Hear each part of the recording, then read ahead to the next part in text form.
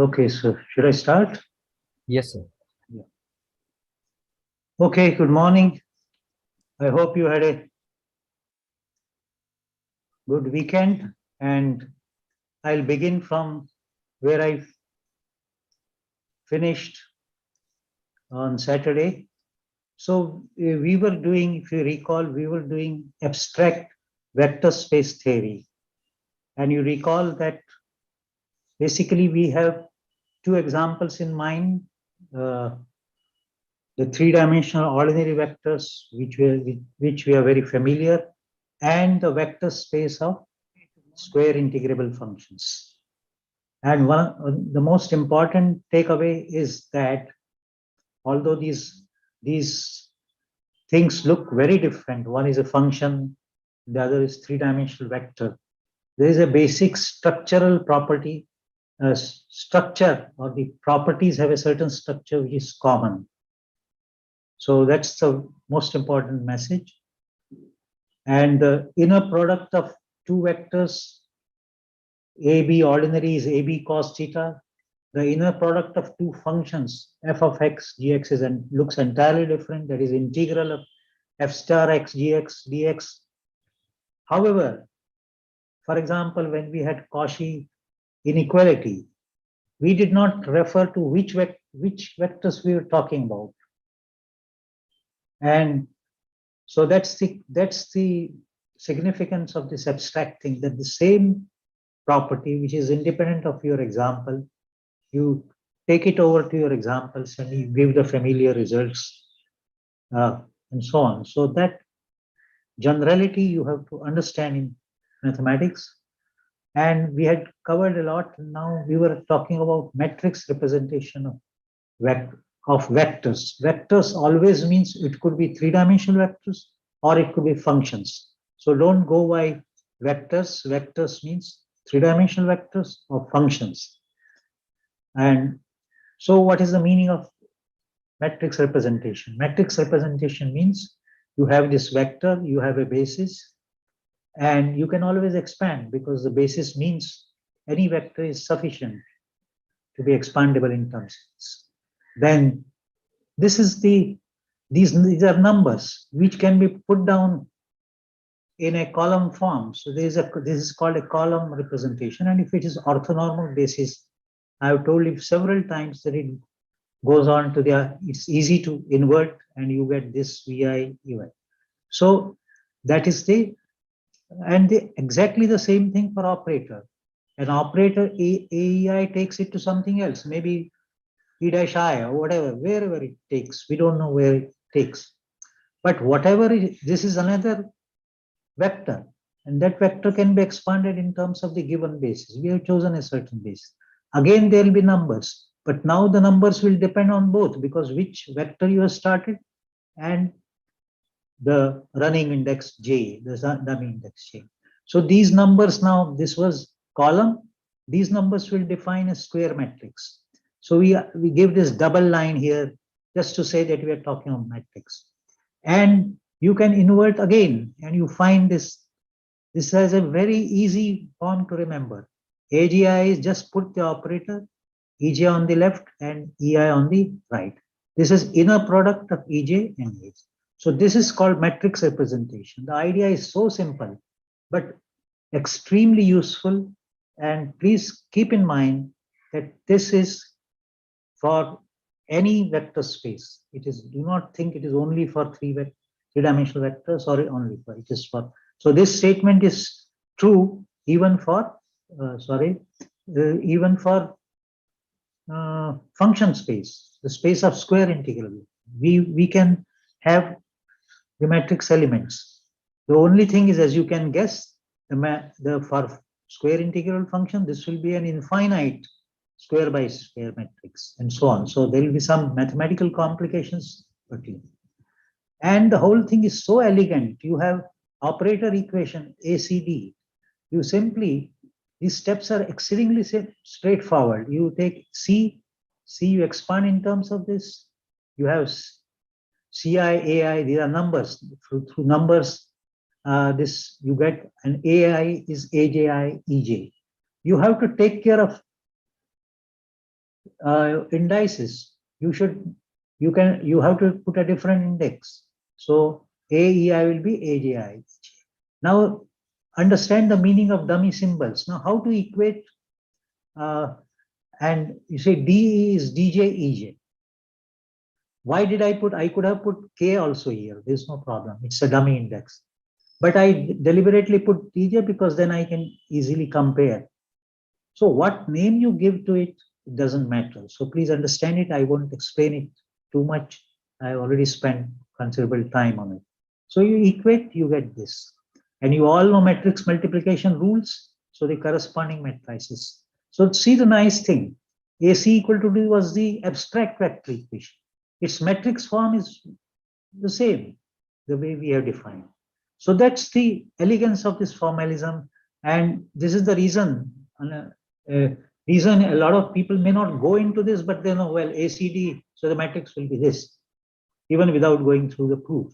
Operator equation is ABC, you prove yourself by operating on sums. I've told you, when you do something about an operator, operate on something to get the result. So you please do it yourself. But the point is, with respect to a given basis, AB equal to C will be this. So that's the elegance of this formalism. There is never a mix, or there is never a confusion. Now B equal to A dagger. I had warned you not to, you go by the operator dagger equation only by the definitions.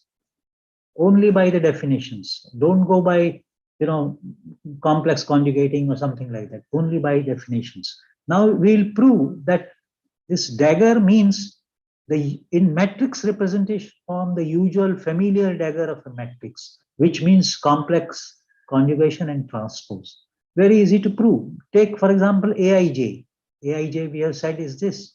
Take BIJ. Now we use the property that B is A dagger. So what does it mean? And A dagger here, it means A. Please remember this property, very, very important property. EI A dagger, that's the definition of A dagger. There's nothing to prove. This is the definition of A dagger. A dagger is this. A dagger is A, so it is this. So please remember this property of inner products. And therefore, this is this. Now I can write it in now. Always it is better to put, usually it will be better to put A into the middle, and it's easy to put it. Put EJ, AI, complex conjugate. So now this is AGI star. So what do I get? We have got AI, BIJ is equal to AGI star. BIJ was this A dagger's matrix element. So what does it mean? The matrix of A dagger, this is nothing but the usual matrix A dagger. Correct? So this is AIJ, this is AGI star. So the two things are the usual Hermitian conjugate of each other. Now, there's a bit of transformation theory. It's called transformation. How do these? I have told you that the operator and the vectors, they have matrix representation. The natural question, an important question in quantum mechanics: how do these matrix representations change as I change the basis? Because the matrices are dependent on which basis I choose. So I take this basis, E dash I is equal to U I. Again, it can be represented by this. Operator U is therefore has this matrix representation. And since they are orthonormal basis, this is delta Ij is this, and E dash I is this. You put U to this side, it will be U dagger. Please remember, this is another vector, so you put it on the left of this. So it is U dagger U, and then which is equal to Eij, because this basis is also orthonormal. So from one orthonormal basis to another, the transformation operator is unitary operator sense, and it will be a unitary matrix if you take it in the matrix sense. So that is the thing. Very important result, that orthonormal basis from one orthonormal to another is carried out by a unitary operator. And as I told you last time, many people regard quantum mechanics as just a mathematics of Hermitian and unitary operators. So unitary operators come in the transformation of basis. Now how vectors will transform from one to basis? That's the meaning of transformation theory. So very straightforward, just expand into this, just expand the same vector. The vector is the same. but components will change because we are choosing a different basis. But this basis is related to UJI. So therefore, V dash I UJ will be this. Here, once again, comes the question of dummy index. I have to equate this EJ to this. No, I can't equate unless I change the dummy index. So I change the dummy index here to J. So these are matters you will know only by practice, because I can't equate this to this unless I change the dummy index. And the name I, it simply doesn't matter. I mean, I write it as J. Then EJ is common, just equate the two. And therefore you will get V dash I UJI is VJ, because I've changed that VJI. And then do your usual matrix multiplication, you will get this. And of course, if it is unitary, then the U inverse is U inverse is U dagger for unitary operators. So you get this. So this similarly, how operators transform. Same thing, I won't go into details. AI is this, that's by definition. The same operator has a different matrix representation. Remember again and again the obvious statement that representations depend on what basis I choose. So you have this. And now this is the left, this is one side. And so this is equal to A dash, E dash J has been expanded. So this has been expanded, and E dash I has been written. So this equation is being rewritten. E dash I is UJI EJ. A dash I UKJ. Now, since there is already a J index, I will have to put UK J. It won't make sense to write J here. It will have to write this. On the other end, it is J here. I can change the dummy index. Okay, so AEJ is AKJ, and the way I have done it, I have in anticipation, I put the right index. I could have put here L, but no, it's EK here, so I put K, and then equate these things, and you will get this thing. Please go to the this thing. It is absolutely straightforward if you understand dummy indices manipulations, which is very simple and a matter of practice. So you get this for any basis and for dagger this. Again, a very, very important relation. The transformations from one matrix to another is accomplished by a unitary. This is called unitary transformation. Matrices change like this. So this is transformation theory. And lastly, this is called characteristic equation. As you do quantum mechanics, you'll often get this. This is the abstract equation. But we just said, remember that abstract equation has a counterpart in matrices. So you come to the usual matrix theory, expand it out. You have this. Write them out in this manner. Because lambda Ci can always be written as lambda Cj, chronicle delta Ij. J is summed over. This is equal to 0. This is this matrix equivalent of this equation. It's called characteristic equation or secular equation. There are different names for it, doesn't matter. These are homogeneous equations. You can have non-trivial solutions only if the determinant, you have learned it in your algebra in higher secondary. Homogeneous equations, determinant has to be 0. So determinant, this is an n by n, supposing your n-dimensional space, you have n by n matrix. So you will get a polynomial of lambda n degree, and you will get n eigenvalues. So an n-dimensional vector will always give you n, some of which may be, of course, common, that a polynomial can give you double roots, triple roots, that's a different matter. So that is all. That is all I wanted to say a bit yesterday. I mean, last time I went through these slides a little hurriedly, so that's why I thought. So we'll go back now to the, so this is, yeah,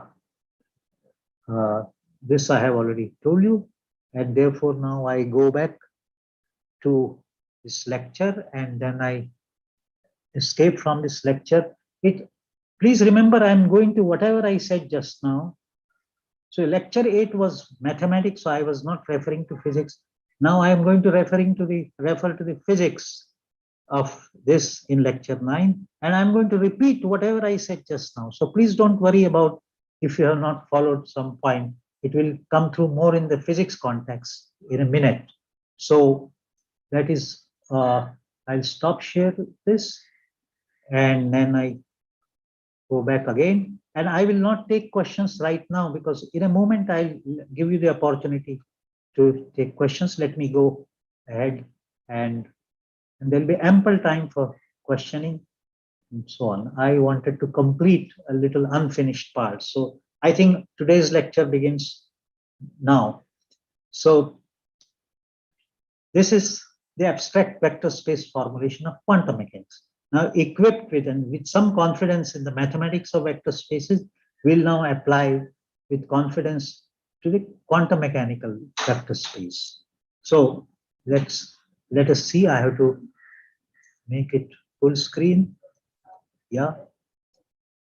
So let me go ahead with this. So I'm going to first tell about why it is needed. Then a very important Dirac notation you have to understand, and then the matrix representation transformation theory, where I'm going to repeat exactly what I said just a few minutes ago.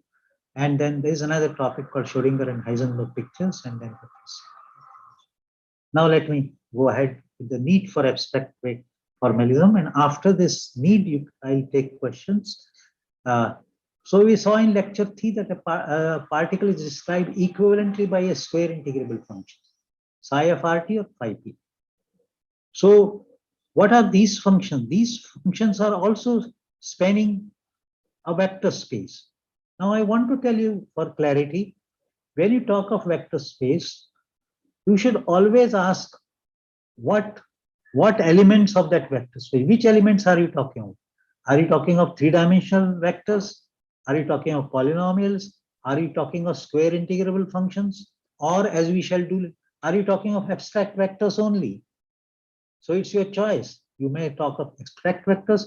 You may talk of concrete functions like psi of rt or momentum space.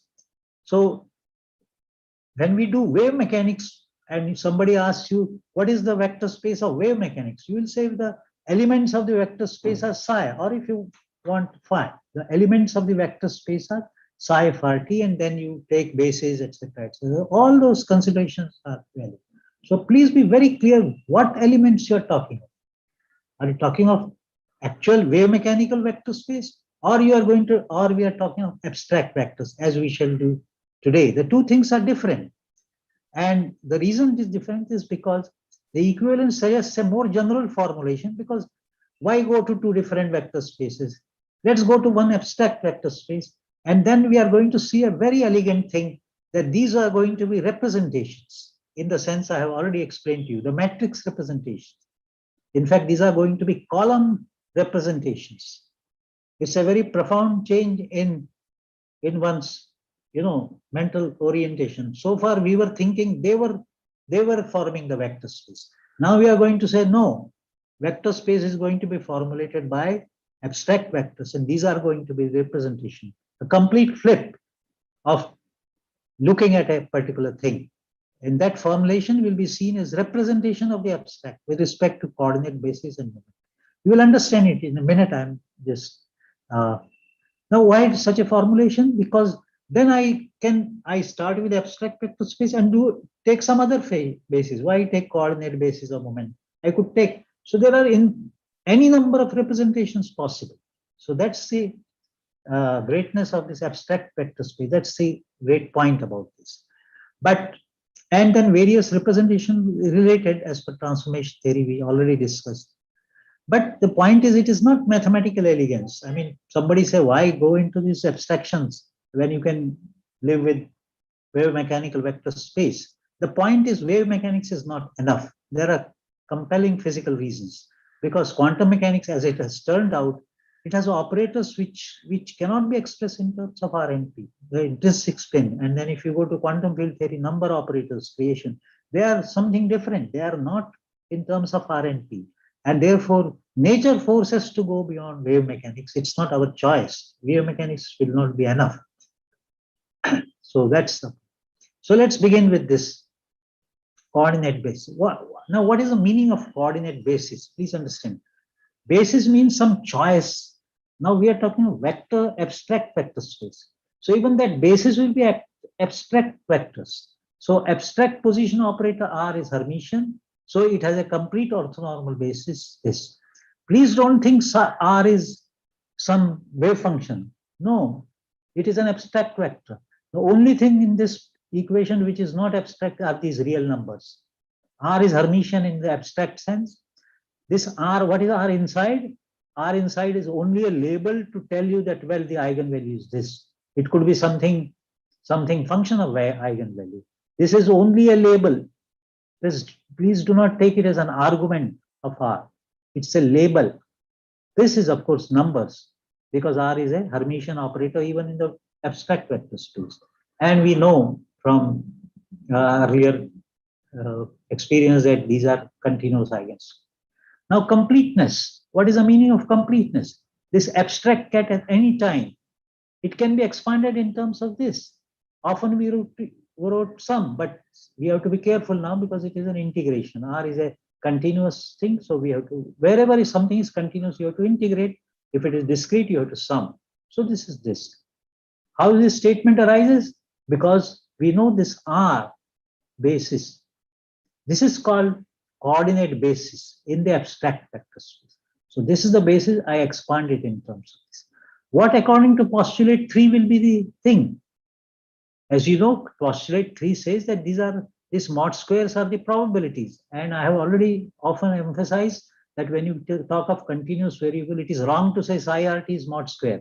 I mean probability. You have to say CRT D cube is probability between R. And at a point, it is only density. You always talk of this as between in a certain infinite polynomial. But this is just what we have long said. The wave mechanics just said this. So psi t is this. So are you seeing the point? Psi RT is not an abstract vector, is not a vector, is not belonging to the vector space that we are talking about. We are talking of abstract vector space. Psi t belongs to that vector space. Psi r, and it's just a notation. I'm going to come to this notation. You could have some other notation. So this is a vector of the abstract vector space. This is a vector. These are just numbers. These are numbers. So a very little different orientation. I can invert this expansion because it's an orthonormal expansion. You know, I can invert, and this becomes the inner product of this. Yeah, using orthonormality, I have told you many times that it is easy to invert, and you get psi of RT is equal to. So psi RT is being looked upon as a psi t's and projection of psi t on R. It's a number. So here it is an infinite dimensional column representation. What a change in view. Fantastic change in view. In the wave mechanical vector space, this was element of the vector space. This was element of the vector space. Now no longer elements of the vector space are these. Their inner product, which is a number. And from our earlier lecture 8 matrix representation, this is a column representation of this. How big is this column? It is an infinite dimensional column, and in fact, it's a continuous infinity. You can't label it 1, 2, 3, etc. You could have if this was discrete, but this is continuous. So it's a little flip, and it will take a little while for you. So please go through this lecture again and again, and you'll find this. It is. I can tell you that it's not easy to get such this kind of detailed explanation. It will be taken for granted in many books. Exactly the same thing. Abstract momentum. This is abstract. All abstract. No abstract here. These are numbers. These are only labels. I take the same vector. You see the point? I take the same vector. Because the basis is anything I like. I expand it in terms of this. So now phi pt will be obviously the phi pt mod square dp will be the probability density for between p and p plus exactly the analogous interpretation. Again, using orthonormality, you can take it as an inner product. Again, it's an infinite dimensional column representation of the state in momentum eigenbasis. When you talk of matrix representation or column representation, that sentence is not complete unless when you say column representation of a vector, this is an incomplete statement. You must say column representation of a vector with respect to you have to say which basis. So here this is a momentum base. And then orthonormality of these bases are the usual things. They are chronic, I mean, they are delta functions because these are continuous things, etc. etc. So these are the orthonormality. So this is, I hope, given you a different, it's a bit subtle thing. It will take a little while. What I am telling you that a wave mechanical vector space is now being replaced by the abstract vector space because it's necessary for some physical things. And the wave functions now have a completely different meaning here. The wave functions are not elements of the vector space. Psi and psi of RT and pi. They are column representations of the abstract vectors. What a wonderful change. But you have to internalize this change. You have to understand it. And now I pause and take questions. Yeah.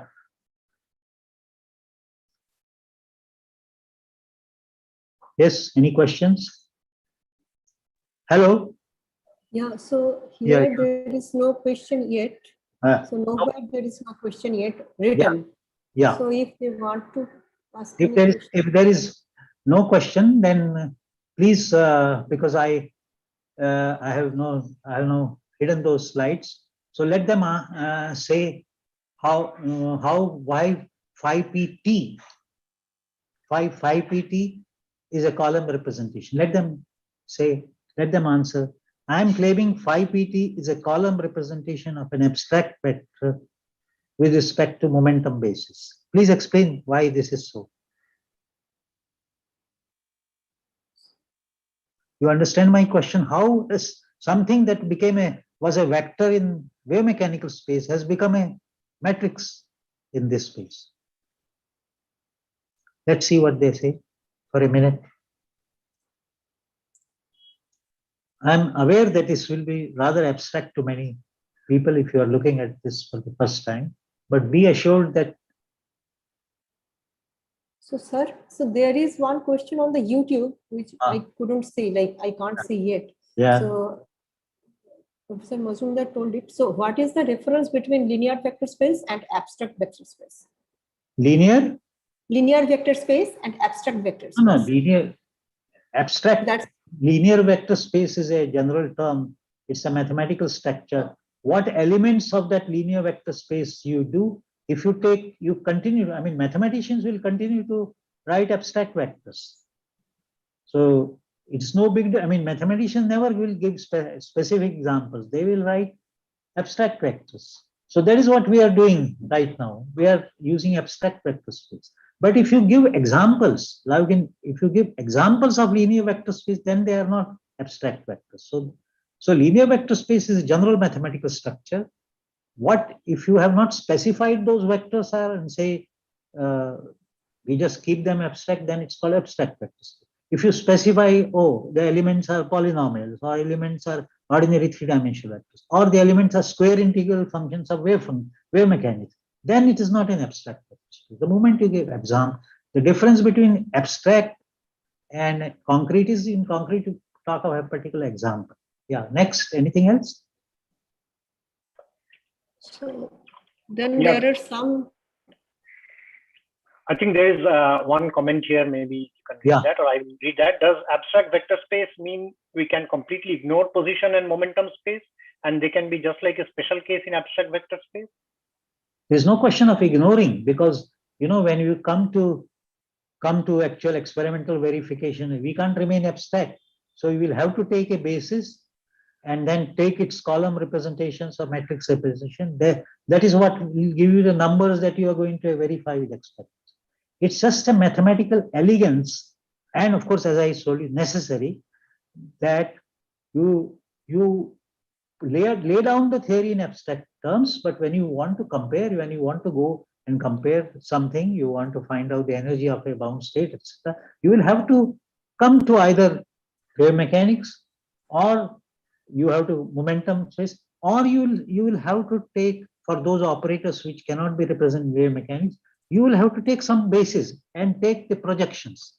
So please remember, final things are always the numbers that you check. So there's no question of ignoring.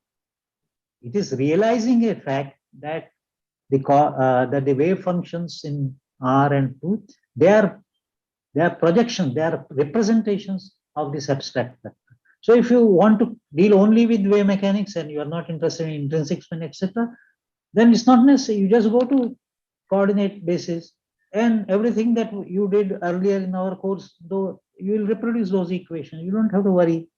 But if you want to deal with operators for which you can't go to wave mechanical vector space, then you have to get numbers. You have to choose basis, a particular basis corresponding to those operators, and then you have to find representations with respect to the basis. As we go along, you see, speaking abstractly too much, you may not understand, but that's the point. I mean, there's no question of ignoring any basis. It's going beyond that. It's going beyond. I think I'll go ahead now. Yeah, just a quick query. Column matrix represents an operator, whereas row matrix represents its dagger. Is that correct? Somebody has asked. Column matrix what? Represents an operator, No. whereas row matrix represents column matrix represents a vector, not an operator. A square matrix represents an operator with respect to a given column. I have already done it in the last lecture, just 5 minutes, 10 minutes ago. Column is always for a vector, the state, and square matrix is for square or rectangular matrix will be for operators. A Hermitian operator will always be represented by a square matrix. And dagger you will come to, you are anticipating, dagger will be the, there's another thing. I think that's precisely what we are going to do. So you just wait for if you're talking of row, there's a row representation also. We'll come to in a minute. So, yeah, but please don't make the mistake. State as column, operators are matrices, either square or rectangular. Yeah. So Dirac, yeah. So there are certain replies to your question. Yeah. On this chat. So one is because phi pt gives the components in momentum basis, and that is represented as a column vector. Very good. So the abstract state, its components, you can say, absolutely correct. The phi p for each value of p is a component of psi with respect to which basis? Basis p. The p vector, abstract p vector basis. Okay, very good. So I think that's the correct answer. So now let's now quickly do this. Now the state vectors of the quantum, I have already used this notation there. I'm now giving the words kets, alpha, beta, etc. So these are abstract things. It is not psi alpha as a function of R. No, these are abstract. Now comes an important point of Dirac notation. The inner product of beta alpha, this is ket, this is ket. This is denoted by this. So you flip this thing, you see here, this is in Dirac notation identically. This is by definition is the inner product of two vectors about which you have talked a lot. Now, for later purposes, I'm going to call it the maths notation, and I'm going to call this Dirac notation. They mean one and the same thing. This is maths notation, and this is Dirac notation. It's a 3 lines. It is an identity. And then what Dirac did, which is nothing new to mathematicians, but for physicists it was very important, give the inner product a new interpretation. Now this is, as you know, complex number. The complex number always, when you take inner product, it's a number. So the complex number obtained by the action of a linear functional beta on the ket alpha. So we are defining a new quantity called a linear function. To each ket, there corresponds a linear functional this called is dual vector or a bra vector. So these are called ket vectors, they are called bra vectors. So how are we going to see this? This is the inner product of two kets, but for Dirac, it is a effect of bra beta on ket alpha. Now you might say, what is this just trifling of words and new symbols? No, it's very elegant. As we will take it will take a little while why it's such an elegant notation. But first of all, why is it a linear functional? Now this is another concept in vector space theory. You know the concept of linear operators. Linear operators take a vector to another vector, but linear functional takes a vector or a ket to a number. You see the point? A number, not another cat. It gets. So this linear, this is why it's called functional, not an operator. It is acting on alpha, but I'm not calling it operator. Why? Because beta on alpha is not giving me yet another vector. No, it is giving me a number. So this is called linear functional and very well known to mathematicians. I mean, of course, we take all that from known mathematics. Now, why is it linear functional? Because take gamma thing. These are all cats, no problem. Now beta gamma. Now, what is beta gamma? Why? Because of this. It is inner product of beta Cl alpha. Now we know the properties of inner products. Inner products are linear on the right side. On the right of the vector, inner products are linear. Those are the properties of inner product. You just go through lecture 8. So that is the, so it will be C1 beta alpha 1 plus C2 beta alpha. But beta alpha 1 is nothing but this. C1 beta alpha 1 plus C2. This is by definition of, by Dirac notation. This is maths notation. This is near. Now you look at this. What has this linear functional beta done on a linear combination of vectors? It has just, what it has done is, it has gone through C1 without doing anything to it, and then just operated on this. So that's the meaning of linear operation. You know, when you just on a combination, that's how even linear operators were defined, when they just go through the constants and just operate on this. So that is why it is called a linear function. Okay. We can define addition and scalar multiplication for these bra vectors. Now, supposing we take this C1 star alpha 1, C2 alpha 2. Now, we don't know. I mean, you see, from the point of view of mathematics, we are not yet defined the operation. You will have to define. That's why 3 lines here. This is by definition this. C1 star alpha 1. This is, we are defining sum. Earlier we proved it is linear. That was not by definition. But now we are defining this is equal to this. But what is this? This quantity. This is nothing but the old mathematics notation. C1 alpha 1 C1. Why? Because in the old mathematics notation, the left-hand side vector constant always gets complex conjugate. Just go through your notes and you lecture 8 notes, you'll find this. Because, you know, the inner product alpha beta is complex conjugate of the other thing. So that is why, if you have forgotten the definition, what you do is you write it as beta cat and this cat with a complex conjugate, and do the complex, then go through this, you will get this. So what is the point? It means this cat on beta, old mathematics notation, is this Dirac notation, the sum of 2 bra vectors on beta, and beta is arbitrary. What does it mean? It means the cat corresponding to this bra, or the bra corresponding to the cat is this. So it is as a recipe, and this is the reason many people don't go into it in all understanding. What they do is C1 alpha and O, take its bra mean, take 7 star alpha 1, you use this. This is taken as a recipe, but I don't think we should take it as a recipe. It's a very clear-cut mathematics. So it follows that the cat, the corresponding bra is this. So please remember these rules, even if you don't, understand the mathematical nuances of it and subtlety of it.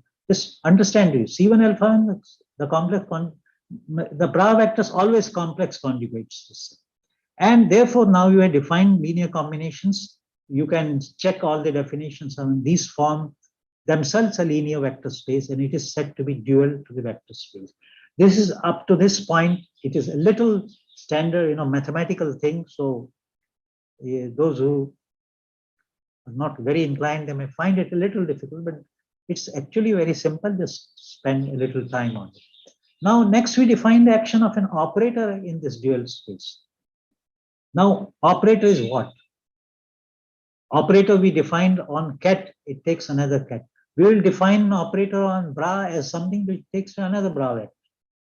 So bra vector beta A. But look at, cleverly we have put A on the right side. So these are very ingenious things by which Dirac did.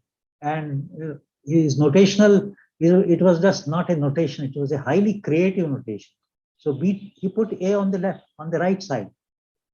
And it's another vector. So because vector now, operator I'm now defining on this dual space. And what is the meaning? You have to give the meaning. What is delta alpha? Delta alpha, which we have defined to be this beta alpha. What is this? This is by 3 lines. It's not obvious. We are defining it to be this, so beta A alpha. So by this definition, so where alpha is any arbitrary thing, which means now we don't need to worry about, putting brackets. We can just write beta alpha. Beta alpha can be interpreted in different ways.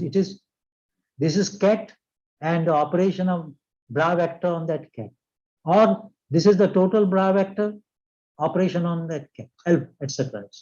So this notation lets us interpret this symbol in different ways. Note the clever convention of putting an operator on the right side. This affords great notation. This is one of the master stroke of Dirac. And finally, what is gamma A alpha? What is if ket gamma is A alpha in the usual way, what is the bra vector corresponding to gamma? What you have to do to answer these questions is just go to this thing, use the inner product property. So gamma beta. Now I don't know how to get it. So I write beta gamma star. And then I use the maths notation. This is Dirac notation. I use the maths notation. So this is beta gamma ket. I know it is A alpha. Then, and its complex conjugate. Then I use standard. There is no Dirac notation. Then I use standard meaning of dagger. So standard meaning of dagger is just go here. So this is this. Then I use the inner product, maths notation, star is the other way, alpha. Now I go to the Dirac notation. Dirac notation has said that 2 kets inner product can be written as the bra alpha and on this A dagger beta. So this is alpha A dagger beta. So what is therefore gamma beta has become alpha A dagger. So what will you say about gamma? Gamma is alpha A dagger.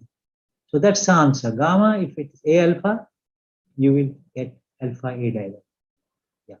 I tell you, I don't want to emphasize it too much, but I want to tell you that these things are in such detail are not given in several books. They will be certainly found in some books and not easy to get these things. And therefore people take it as recipe. You have cat, okay, dagger. Take dagger means it's the way, how they take it.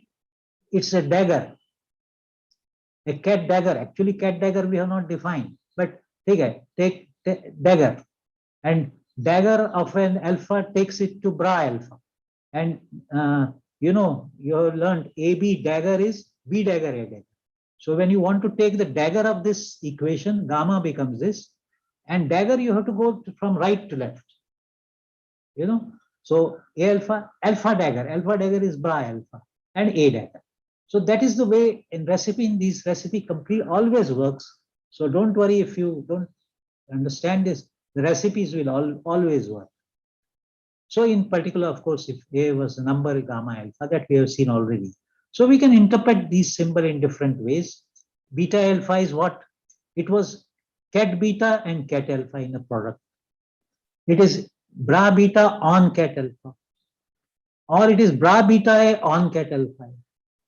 Or it is, if you want to, if you are insistent that no, I'm not going to talk about, I'm going to talk about the ket of this. So what is the ket of this? Beta A. Beta A's ket is A dagger beta. So it will be in a product of A dagger beta and ket alpha.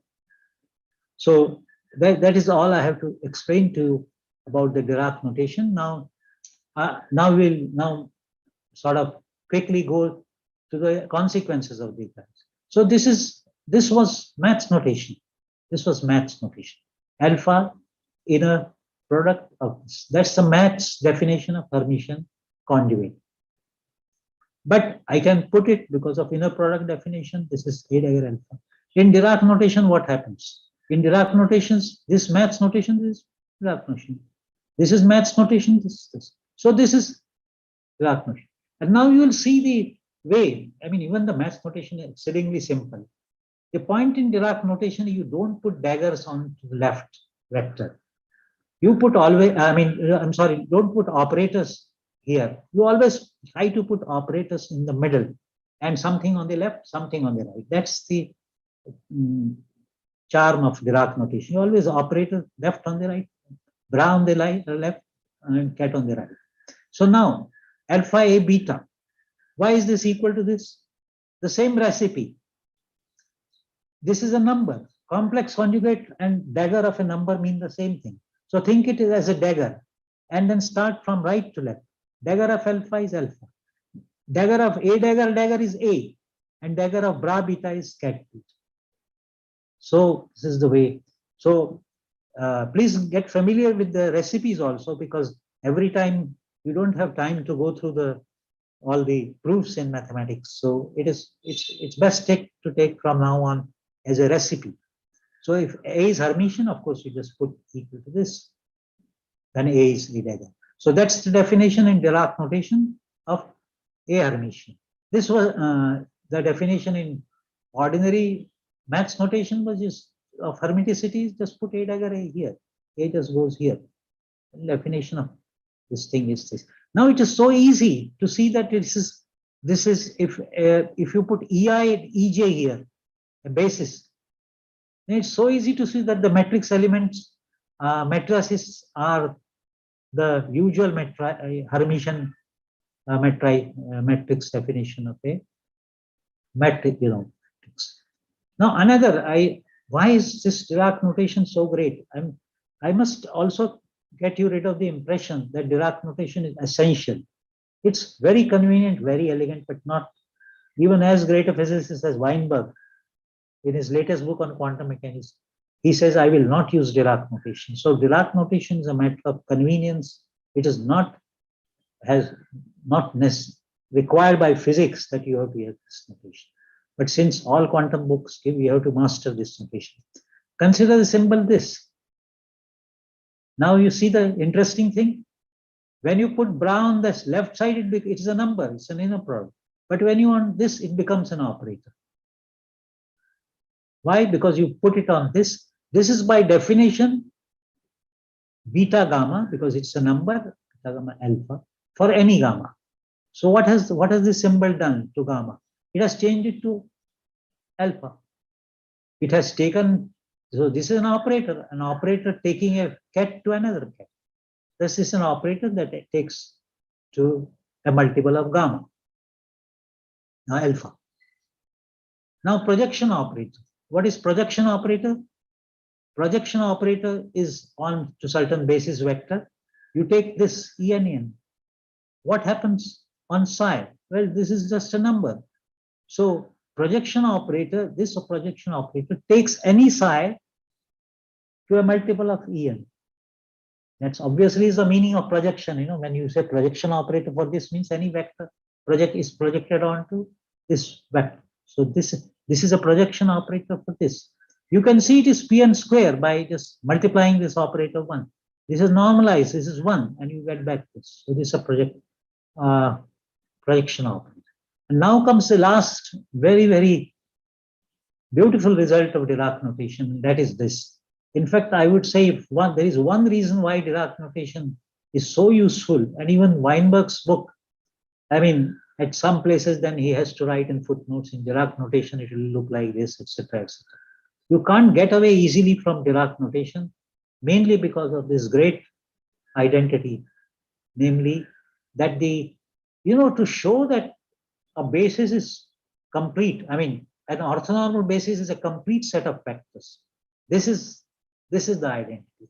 Otherwise, we have to say, well, any psi is expandable in terms of En, etc. But now, this is an elegant relation without telling psi, etc. This is the relation of completeness of basis. How? Since En is a basis, any psi, arbitrary psi can be expanded. Invert, Cn is this. Put it back, En is this thing. And now you take En onto this left, right? Because this is a number, I can shift it around. This is a number, I shift it around. So you put it around, take this and psi. Psi is arbitrary, so this follows. What an elegant and simple proof of completeness relation. And the reason it is used anytime in abstract, when you do with these abstract, anytime you want to introduce certain bases, just put this, there's an identity between, just put this thing and you will make immediate progress. So please remember the Dirac notation, if there is one reason why it is so famous and so useful, is this identity. It's used that, all the time in this thing. Now I'll pause for a minute, and I'm sure there must be some questions. So there is one question, sir, I think I should say, because it seems like there is some problem of understanding. So Yeah. taking bracket will give a number, and we take bra and ket as column and row matrix so that the matrix multiplication will be possible. Is there any specific reason of representing bra as row matrix, and it is just for our convenience, like we can take bra as column matrix and ket as row matrix? Yeah, I mean, in the Dirac, you are right. I mean, we could make life difficult by taking cats as columns and bras as, cats as rows and bras as columns. But the way we are putting it on the left side, metric, you have to have matrix notation, In the matrix notation, a row has to be put on the left and column on the right. Then only it becomes a number. If you put column on the right, you see, you take this thing. Sorry, where is the Dirac notation? Yeah. I'm sorry, I'm going to something else.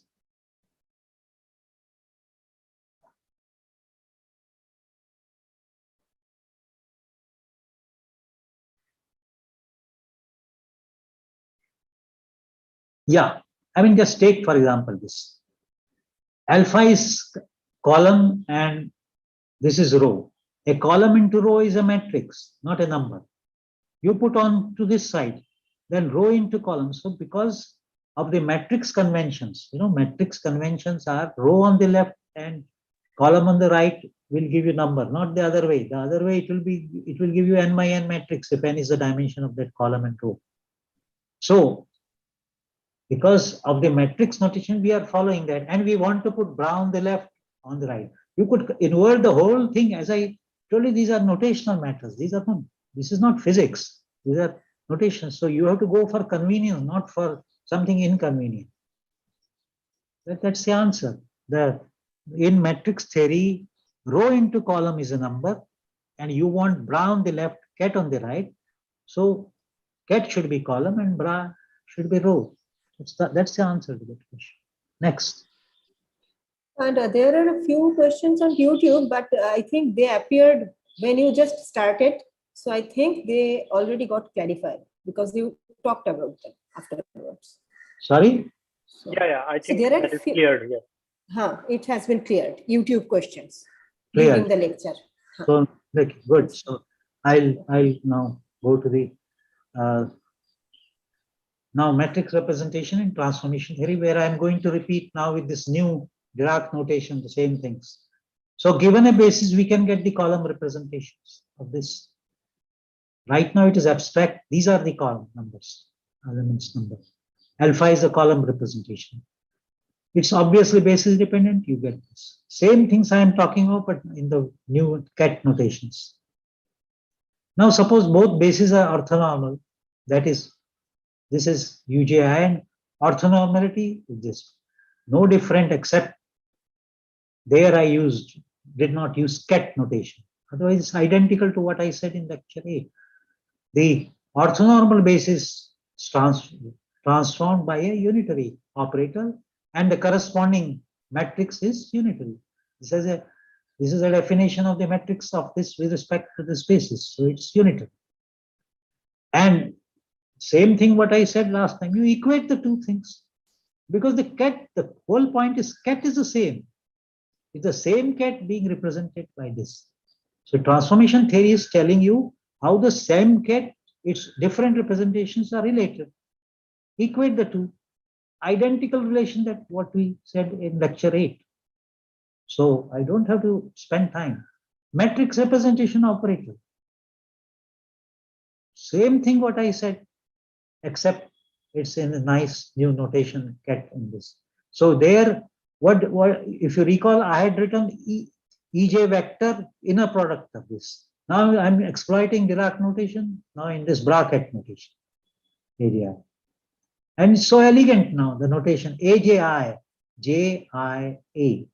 There also it was fine, there was no problem, but this you won't forget it. I mean, what is the matrix representation of an operator in Dirac notation? Just put AJI is JI. And put operator in the middle, put bra on the left, put cat on the right. Now representation of the SEPA operator, this is EJ. Now, if cat has U K KI, then just take its bra, just dagger it, and dagger, the numbers get complex conjugated. You do this. You have to, I won't explain to you the dummy indices. You please practice with it. It can come to, no matter how much I explain, it won't come to, unless you practice yourself. So don't use the same symbol here, K. You use a different symbol to begin with. Sometimes it could be the same. And then put the numbers. Numbers you can flip around wherever you like. And then what you are left with is EL, AEK. So that is ALK. Now this is just matrices. You know it very well. So this is this. You dagger you. So this is transformation. Say no big deal. I mean, once you understand it, it's just very, very simple. Now we go to the coordinate basis. Let's get into the physics of it. Coordinate basis is an eigenbasis. I've already told you this, nothing new. What is orthonormality? But now completeness in this nice Dirac notation. Otherwise, I would have to say psi is expressible in terms of this, etc., etc. This is completeness in Dirac notation. It's this is bracket, this is an operator, and integration, because these are continuous things, so you have to you can't be sum, you are integrate. Now what is the I already told you the interpretation of this coefficient, because psi is being expanded in terms of this.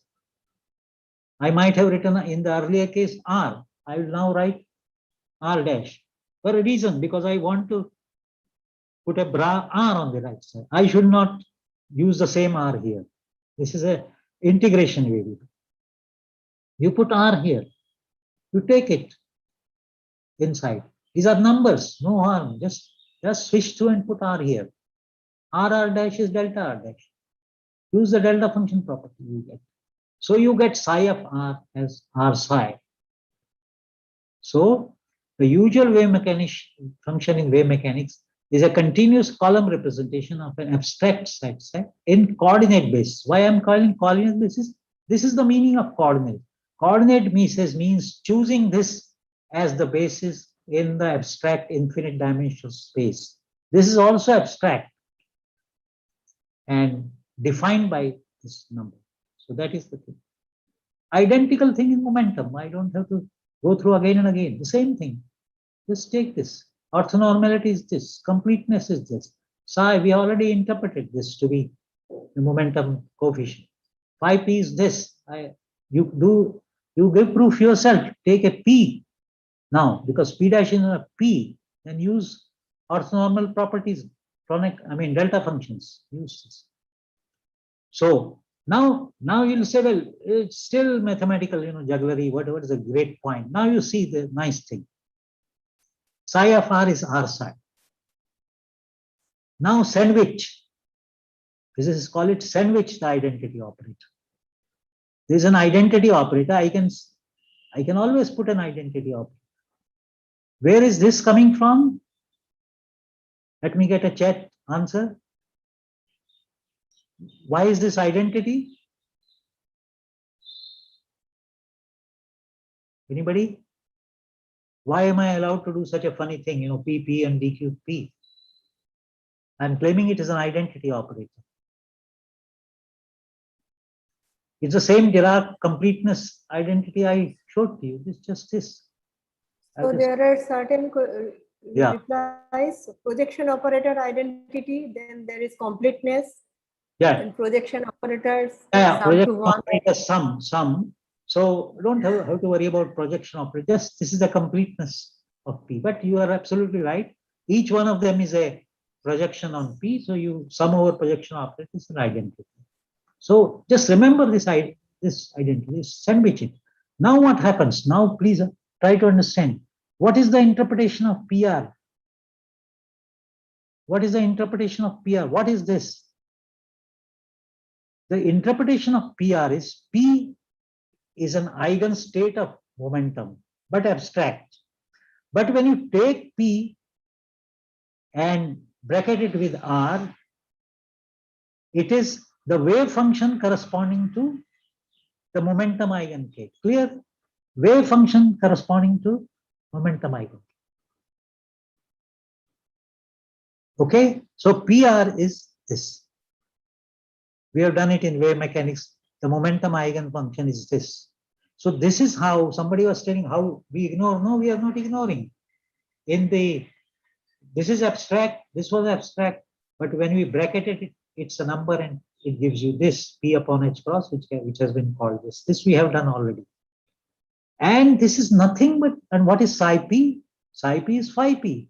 And RP is this. What else is this? Then the Fourier transform. So all the earlier relations are just consequences of this new notation. So psi R is equal to e to the power I k r, etc. with those factors and phi P. This is exactly what we did in lecture 3. So we are reproducing this with this new notation. Next. Consider the operator equation this. How will I go from operator equation to this, to the wave mechanical equation? Best is to bracket with R. So this becomes psi dash R. Now here use the R dash property and you get this. Now this is a little difficult. So take it from me, this is A operator. This needs a little proof and it's given in various books. Actually it's given in tutorial, an exercise, but those who don't have access to the tutorial, they can look at different books or try to do them themselves by sandwiching P here. So this is the wave mechanical operator. You remember minus IH cross gradient, etc. etc. This is this.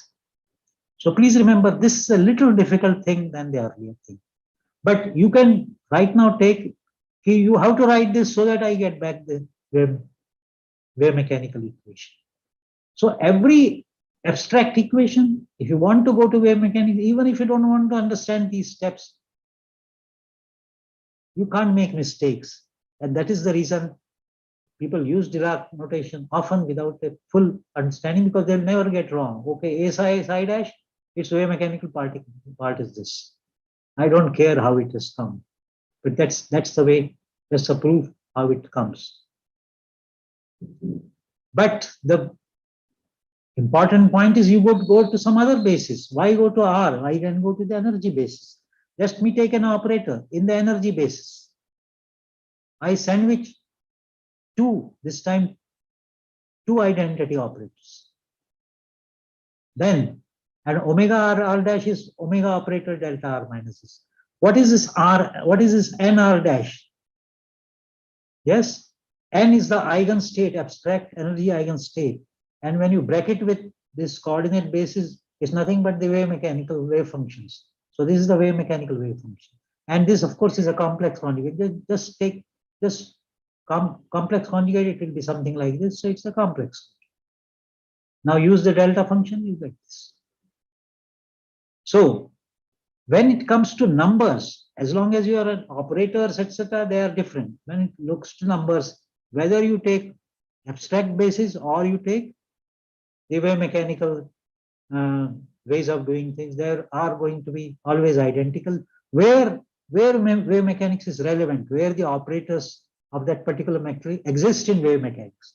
But if it's a spin operator, there will be nothing like this, because spin operator has nothing to do with these R and R. But if it's a momentum operator, no problem. So that's the way it is. So that is the complete proof of this.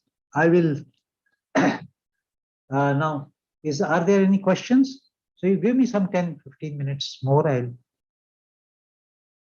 Yeah, any questions on the chat? Yeah, I think Shamaita is having some problem with her connectivity. So there is one question which asks, can we say that projection operator is also useful as it does not need to explicitly involve the angle between the vectors? Can we? Can we say that projection operator is also useful as it does not need to explicitly involve the angle between the vectors? Angle between the vectors. The notion of angle in abstract vector space does not exist. What is the meaning of angle? Yeah. Nothing like angle. There is only norm of in abstract vector space. There is only norm. There is no angle. Angle is a geometrical concept for only 3D. Even there is no angle between two wave functions. You can of course define what it means, but it has no significance except when there is a geometrical meaning of angle. Yeah. Next. Okay. What is the physical meaning of the projection operator? It takes, you see, physical meaning always, I have always advised you in these little more complex theories. Physical meaning is contained in the mathematics.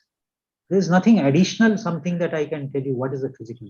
Physical meaning of a projection operator is that of a projection operator of anything. Say, I write alpha as projection operator. What it does is projects any arbitrary function to a multiple of alpha. That is all it does. In a coordinate three-dimensional vector, what is the physical meaning of projection? Physical meaning is it takes any three-dimensional vectors onto a plane. So there, when it comes to geometrically visualizable thing, we feel comfortable. Where we are not visualizable, we think it doesn't have a physical. No, there's nothing like that. Is it less physical to say that the sum of projection operator is an identity operator? It means the wave functions, supposing it is in wave functions, okay, they form a complete set. Is it any less physical? You can expand any wave function, any state, abstract state in terms of those states. So our idea of physical meanings have to be slightly oriented now to these more complex theories. Yeah, next question. Yeah, I think you answered this, but again, somebody has asked, what can we interpret from R-bra P ket? This RP, basically bracket RP. I have already given you the moment there is a bra R and ket. I think you can just go back one slide. It is already written there. Yeah, I have already given you. Sorry.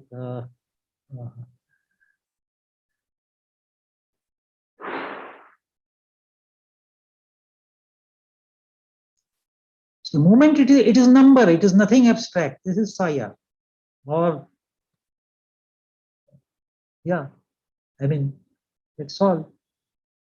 This is this.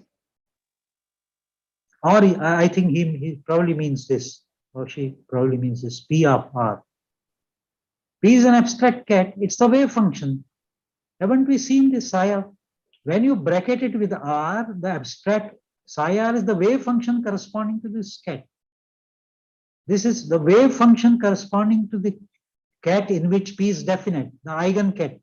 This is the eigenket of P. So the wave function of an eigenket of P. And what is a wave mechanical wave function of definite momentum? It is this. So it is just the same thing. So when we bracket, that's the point, that when you come to brass tacks, you have to bracket the things and get numbers, and you will get the usual things which you do in wave mechanics, provided wave mechanics is relevant. Okay, I think that should be enough. Yeah, there are no further questions now. Okay, so just give me, I won't take thing, and again, as usual, I will repeat if you find it too this thing in the next lecture, because next lecture is a little easier. So I want to tell you that the physical measurable quantities are not state vectors. They are matrix elements. It therefore becomes possible to transfer. This is an entirely different issue now. The issue is about time dependence. So there is a freedom in quantum mechanics to shift time dependence either wholly to state vectors or wholly to operators. Accordingly, we have a large number of pictures. These are called pictures, not representation. Representation means choice of basis.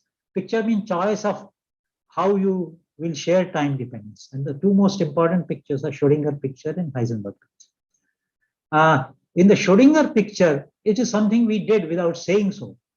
In the Schrodinger picture, the state vectors change in time, operators don't. So our operators R, P, etc. in Schrodinger picture didn't change time. So that's the definition. To take its dagger, now I'm using the new abstract notation, alpha st. So operators of common observable R, P, L are independent of time in the Schrodinger picture. Thus, if H is a function of only such operator, has no dependence. However, potential energy part of H can carry time dependence if the particle is interacting, say, with a time varying environment. So we should not say H is always time independent, but I mean, through these main operators, it is time independent. In general, we say operators in Schrodinger picture can have explicit time dependence, but no implicit dependence through RP, since these are time independent in this picture. So supposing we take no explicit, then this equation can be solved. This is the solution of the Schrodinger equation, formal. It's a formal solution. Just put IH cross d by dt, you will get H of the same thing. Just because you know how d by dt of this operator is. If H is not explicitly time dependent, still it is this. This is because we have long seen that the states don't lose their normalization. If it is normalized in the beginning, it is normalized at the later time also. And we have proved that something which is in a product, if it is to be remain same, then it is accomplished by a unitary operator. So the Schrodinger equation becomes this equation, IH cross d by, just to IH cross d by dt this, IH cross d by dt dut, this has no time dependence. So you will get, instead of psi, you get just this equation. So where is a unitary operator connecting the normalized state with normalized state? The time dependence of the matrix element of an operator, it is in Schrodinger picture. It might have, it will have, you will have to take derivatives of all and also possible explicit time dependence E. So you do this and use Schrodinger equation. This is all very, very simple steps. What is this? For example, this will be just 1 upon IH cross omega s H, and this will be H omega s. That will be the difference, because this will be H omega s. So this is omega s H, this is H omega s with a negative sign, because you remember for bra there is a negative sign in the equation. Just see this equation. It's a negative sign because when you take dagger, IH cross becomes negative. So a negative sign comes in this equation. You can find this, and you find it is a, so it's a very well-known, very famous equation, derivative of matrix elements. And remember, as far as matrix elements are concerned, it does not matter what pictures you use. So in fact, it's going to be the same equation, but we'll see in a moment how to get this.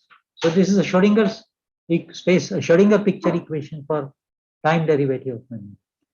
Now Heisenberg pictures, state vectors do not change. Operators vary with time. So time Heisenberg picture is, well, you just equate to some Schrodinger equation at a certain time. It will be dagger because alpha s was u of this, so it will be u dagger. Now time dependence on matrix element. So d by dt, this thing is u dagger, because we just now saw in the equation d by dt alpha s was u dagger, this, and beta s was, beta s is u beta s 0, and this is d by dt. You see, if alpha h is this, what will be alpha s t?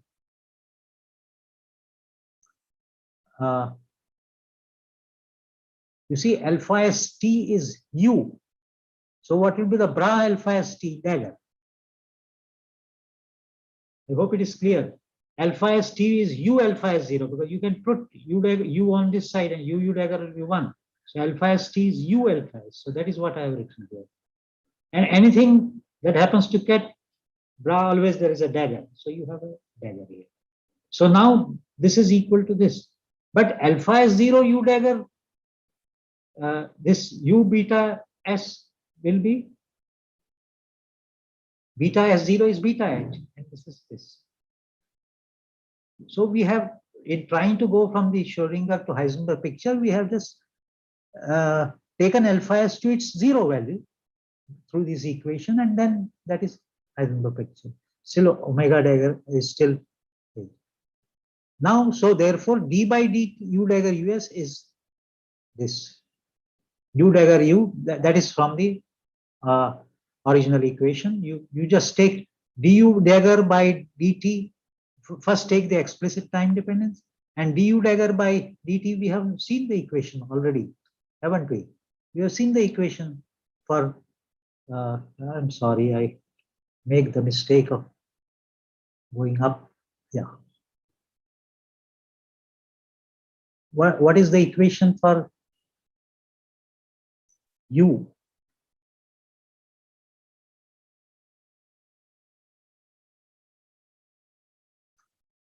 So you will get this equation: du by dt, du dagger by dt is u dagger us, and du by dt is this thing. Now you define operators in Heisenberg picture. Heisenberg picture is u omega h, u dagger omega s. Since u is determined by h s alone, even if it is not e to the power minus I, it's going to commute. So it commutes with hs. So if I put omega s as hs, hs is the same thing as this. So this is an important result that I don't need to put subscript for total Hamiltonian. So u dagger omega is denoted by delta omega h, this thing, and alpha is d omega h, the earlier equation becomes in this form. So you see, you have this equation. This equation u dagger means this is omega h. This quantity is del omega h del by t. This is d by d omega h. How will you convert it into omega h? Can I get a answer from the chat? How will I convert it into omega h equation? By this relation that I told you. Please give me some answers, so that, because otherwise it may look difficult. This is omega s. How to get rid of omega s and go to this thing? This was by definition delta omega h. This is by definition omega h. But here it is not coming out clear. I want an answer, even if I spend a minute. Any answer? How to get rid of this omega s? No answer yet. Huh? Anywhere. No answer? No answer yet. No, Yeah. sir. Please think, just open it out, omega s h and minus h omega. I want to get it in this form. Okay. I want to get it Okay, this sir. form. So there is one. Yeah. Give me a On suggestion. Zoom, one girl Yeah. wrote using unitary transformation. Yeah. So what you do is, yeah, you are right. Just sandwich u dagger u. So please remember this sandwiching trick. An identity operator you can replace by u dagger u. The moment you replace omega sh, in between you put u dagger u, then you will get u dagger omega s u. Put u dagger omega s u, and then u dagger h u. You see, when there is a product of two operators, you can sandwich u dagger this one. So then you will get u dagger omega s u, which is omega h, and then u dagger h u, which is h in the Heisenberg picture. But we have said Heisenberg picture doesn't matter whether it's Schrodinger or Heisenberg as far as h is concerned. And that is how you get this equation. So these are very, very simple steps. If you are looking at them for the first time, you might get intimidated, but you just go through these steps and it will be very easy. So this is the equation. Now alpha h are arbitrary. So you get this equation. You can get in, because as we said, the time dependence in Heisenberg picture is in the operators. So we're obliged to give an equation of motion for the operator, because the cats are having no time dependence. There's no Schrodinger equation for cats. Cats are time independent. So operators have to have some time dependence. And I have to give an equation of motion. So this is nothing but it's an equivalent to Schrodinger equation. It is in the Heisenberg's equation of motion. And this is extremely important from the point of view of correspondence with classical physics. Corresponding to some easy things about it. First of all, if omega s does not depend on time, supposing we have a h independent, there is no time varying electromagnetic interaction or whatever. If this is 0, this is also 0. And if omega s or omega h is 0, omega h is 0, which would mean the same thing as omega s 0. Then d omega h by dt equal to 0. And we say omega h is a conserved operator. And if this operator is a Hermitian operator, so then it will mean that is a constant of motion, etc., etc. So this is an important consequence of Heisenberg equation of motion. I said omega s at 0 means the same thing. Can you show me how it will be? How it will be? Remember, commutators don't depend on the pictures. Commutators don't depend on the picture. Tell me the same trick that omega h and omega s are related by unitary transformation. So since we don't have time, I will give you the answer. Multiply by u. This is 0, so nothing happens. Now there is a product. Sandwich u dagger u. And multiply u on the left and u dagger on the right. Or whatever is the way to do it. I mean, if I want to convert omega s to omega h, what is the equation? Can we go up? What is the equation? Omega s, u dagger on the left and u on the right. So I should change my words. I should say to go from this to this, what should I do? U dagger on the left and u on the right. But that won't be enough because this is a product. So u dagger on the left, u on the right, put u dagger, sandwich u dagger in the product. And then you will get omega s will become omega h. But h under this unitary transformation remains h. We already told you. The total Hamiltonian doesn't change. So it's the same equation. But even if it changed, you see the commutator would be omega s hs would be omega h hh. Commutators don't change from one picture to the other. So that's another important point. Okay, finally, there is a Heisenberg equation of motion similar to the classical equation.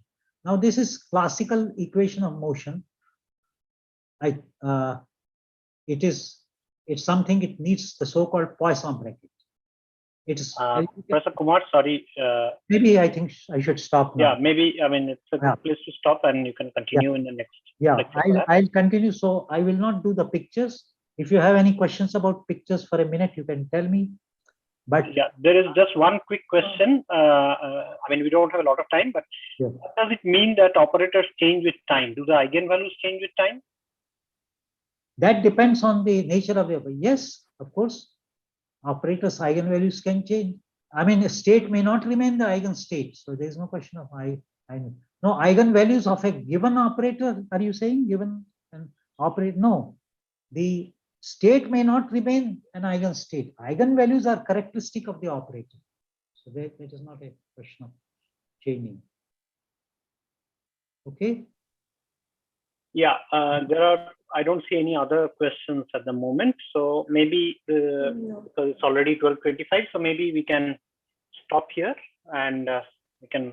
Yeah, and before I close, I must again tell you from where I have taken the usual things, and you have to see this book, Dennery and Kazarevsky, for a better. And again, I thank my friends, and that is all for this lecture. Thank you. And I escape that. I stop share.